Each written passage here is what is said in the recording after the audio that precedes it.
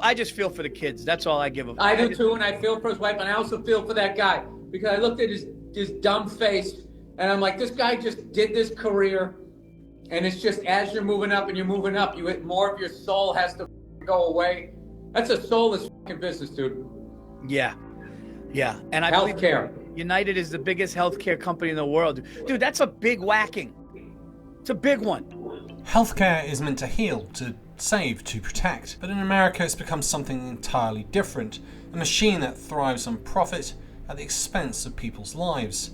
And this video is going to discuss that system, one man who attacked it, and the way in which that sparked outrage and debate in the States. The best healthcare is there in ways big and small. Chris McNaughton. He was in college when he was diagnosed with ulcerative colitis, a chronic autoimmune disease. It took him a really long time to find meds that put his disease into remission. But when he finally did, United flagged Chris's case as a high-dollar account.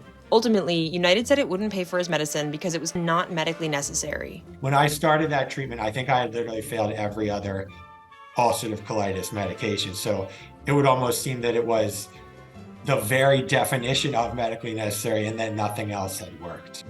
There when we most and least expect it. I mean, I thought that I was dying. It was really scary. At each stop, staff took her private insurance card.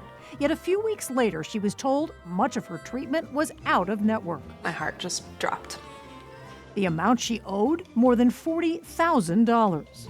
We may not see it, but we feel it. Americans are taking to social media to share their healthcare horror stories, stories about being denied care or having their claims rejected or going into debt due to illness or injury. It lets us know we're not in this alone. Everyone deserves a healthcare partner who never quits. What you're about to see is not something you'll find on the mainstream news. This story had to be leaked by investigative journalist Ken Klippenstein.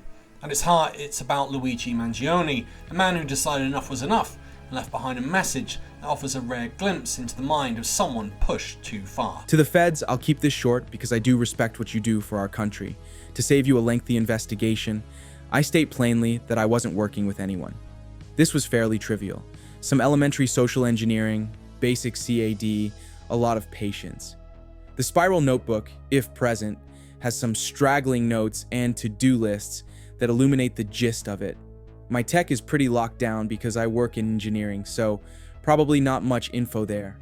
I do apologize for any strife of traumas, but it had to be done. Frankly, these parasites simply had it coming. A reminder, the US has the #1 most expensive healthcare system in the world, yet we rank roughly number 42 in life expectancy. United is the indecipherable largest company in the US by market cap, behind only Apple, Google, Walmart. It has grown and grown, but as our life expectancy? No.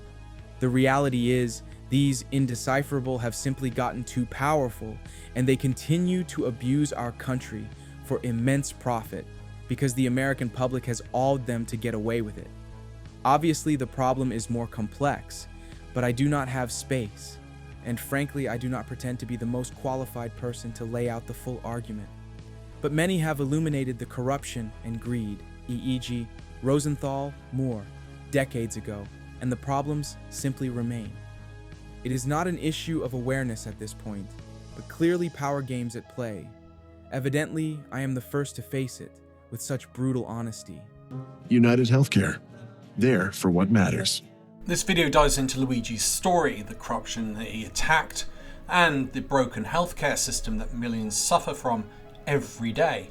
We'll unpack the reality behind those words and explore why so many are calling this act of a Robin Hood-style rebellion, and others a heinous crime. In America, it seems healthcare insurance companies are the only people who sell you protection, but don't protect you. Oh wait, am I not talking about the mafia?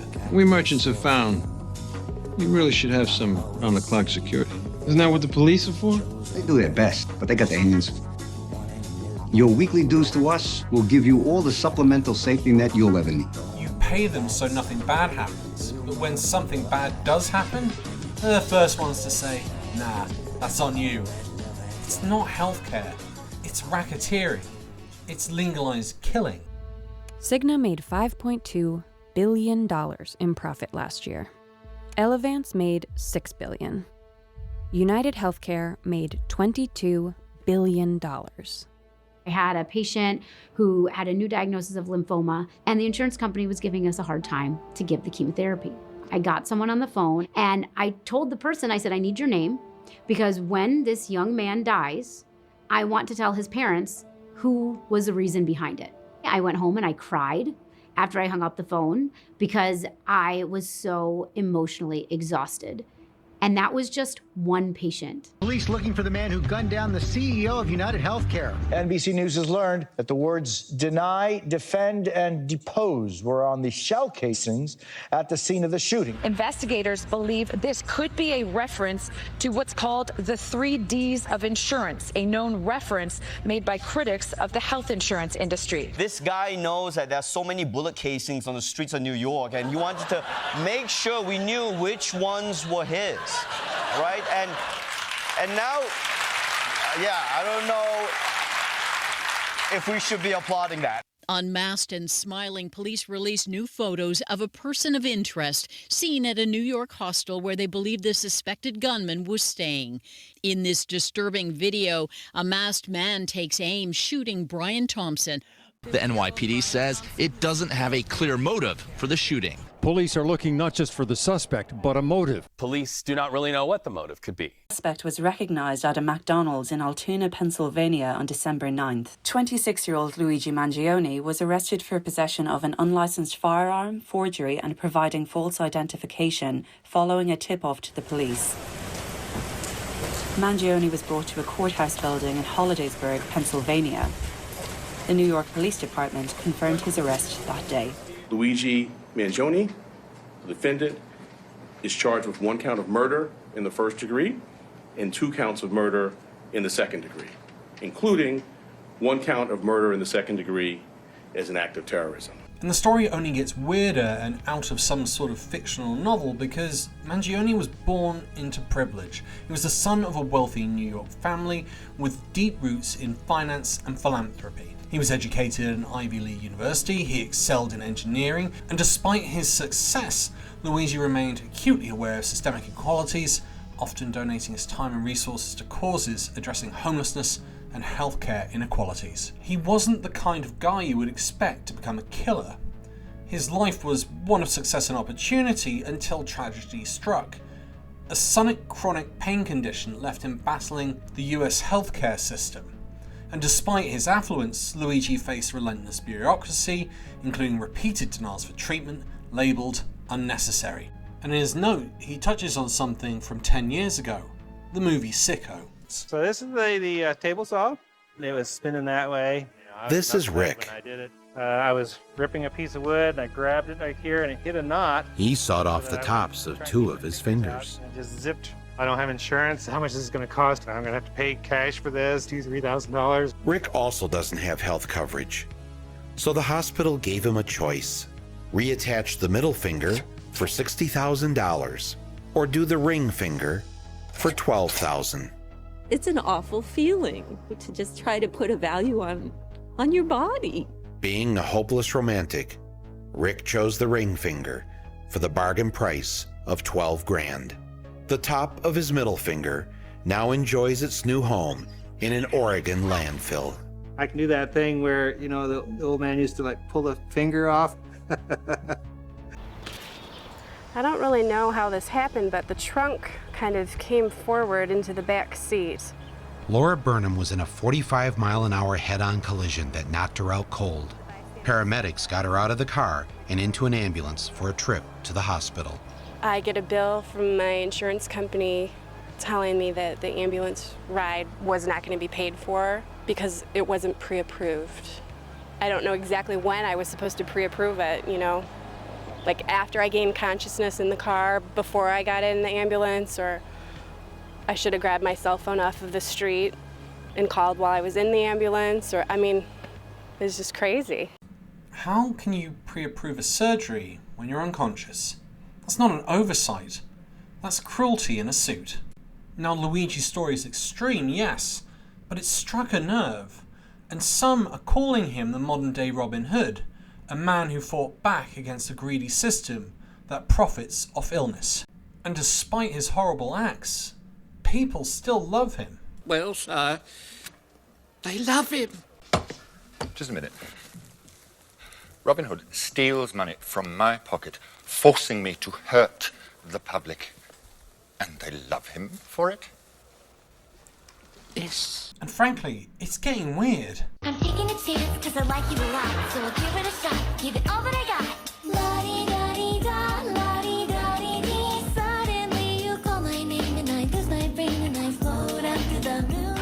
McDonald's, where the shooter got caught, has been getting 1-star Yelp reviews to punish them for snitching. Do you guys think the United Healthcare CEO killer is hot? Friend replies, yes. I love Luigi. I think he's gay, though. Please tell me you're as obsessed as I am with this handsome CEO killer. Yes, so many questions, like, can I fix you?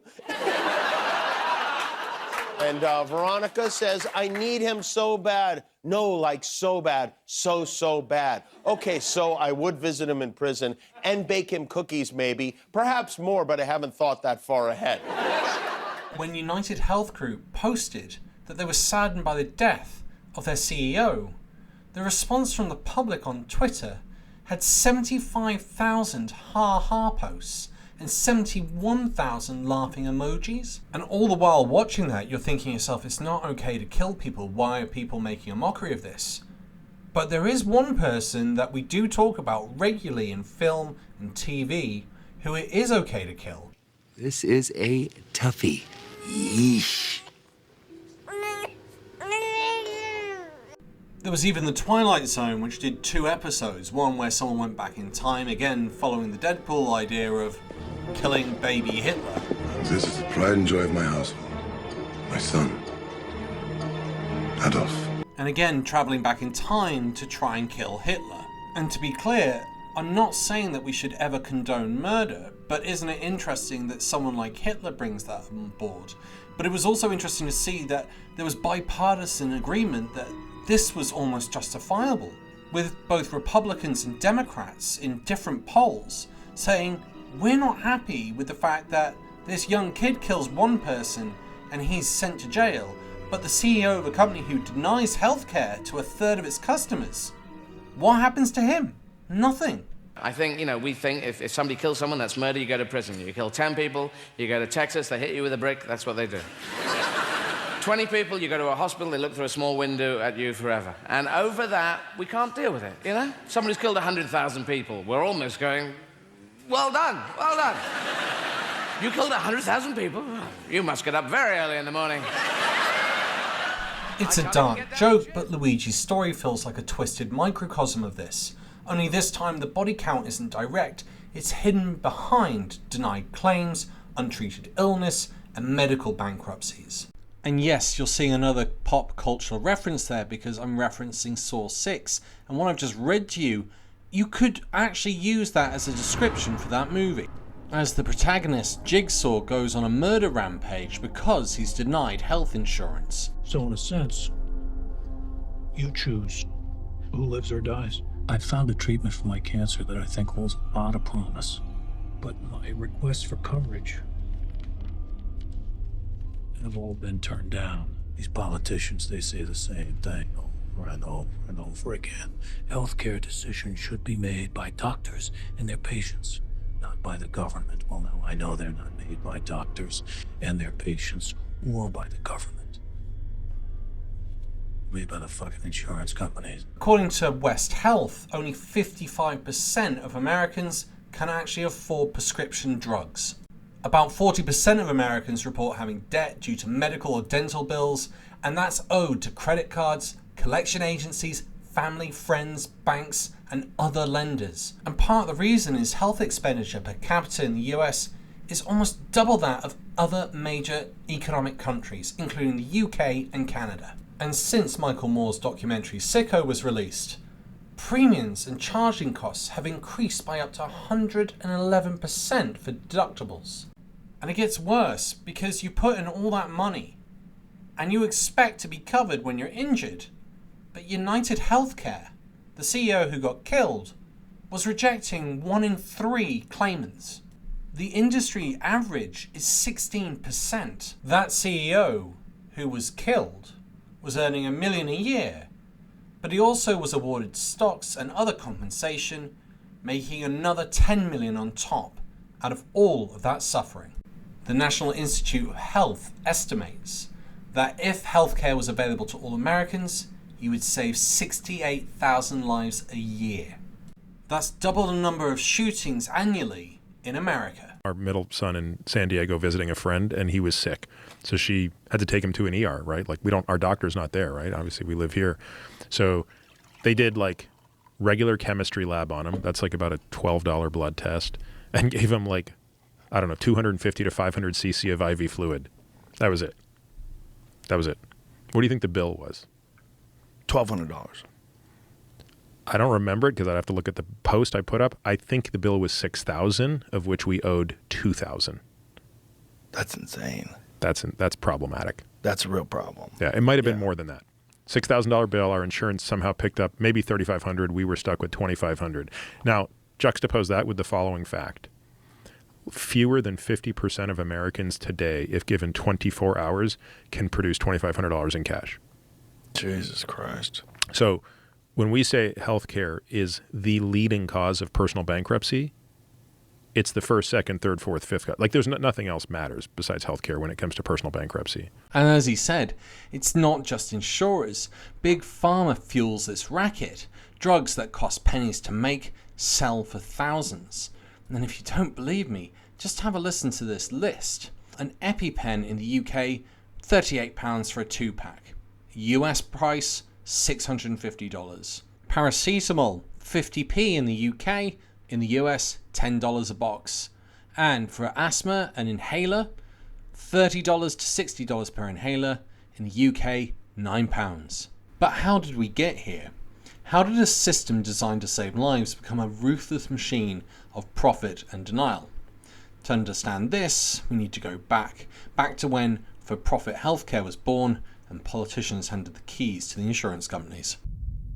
I am proposing today a new national health strategy. The purpose of this program is simply this. I want America to have the finest health care in the world, and I want every American to be able to have that care when he needs it. The shift began under Richard Nixon in 1973. Nixon's administration passed the HMO Act, which essentially paved the way for profit insurance. You heard right. Before 1973, it was illegal in the US to profit off healthcare. All of the incentives are toward less medical care because the less care they give them, the more money they make.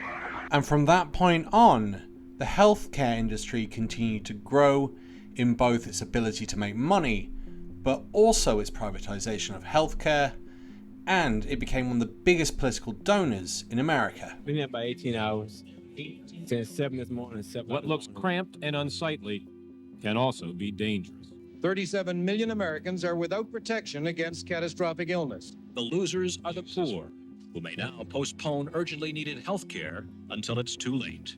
Does that sound familiar to a lot of Americans, to even some people in Britain? And FYI, I will be doing a video on UK's privatisation and its backing by Nigel Farage. Humana more than doubles its fourth quarter profit, lifts its earnings outlook for the year as well. United Health has tripled its share price. And with all that profit, companies like United Healthcare started using AI to be able to filter out and decide whether or not you received medical care. Except it turns out there was a 90% error rate with this AI technology. To me, healthcare in America is like playing Monopoly. Land on the wrong square and you lose everything. Except in this game, the banker is the insurance company, and they're laughing all the way to Wall Street and the White House. Once again, thank you to all my YouTube supporters and members who keep this channel going and growing. If I got you this far into the video, I must be doing something right, so hit that like and subscribe button. And once again, thanks for listening. Bye for now.